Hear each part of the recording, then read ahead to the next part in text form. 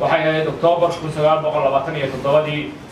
iyadoo magaaladan duqeyn lagu sameeyay iyadoo magaaladan dagaal badan lagu sameeyay iyadoo dadkii deganaana ay iska caabiyeen isticmaalka iyagoo diidana isticmaalka madaafiic laga dhacay masaajidkii aan arki doono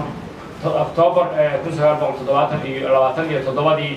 ayuu qasrigan markaas wuxuu galay taariikhiga ee Puntland ku yaal loo xafidi lahaa loo dayactiri lahaa meeshii dhagax ka dhacay dhagax loogu celin lahaa meeshii dhoobo ka dhacday dhoobo loogu celin lahaa meeshii nuurad ka dhacday nuurad loogu celin lahaa waxa weeye waa taariikh sugan waa sooyaal ummadaha adduunka ku nool sooyaalkooda iyo taariikhdooda way ilaashadaan ummadaha adduunka ku nool xadaaradoodu way kordhay dib uma noqoto marka inaan ilaashano taariikhdeeni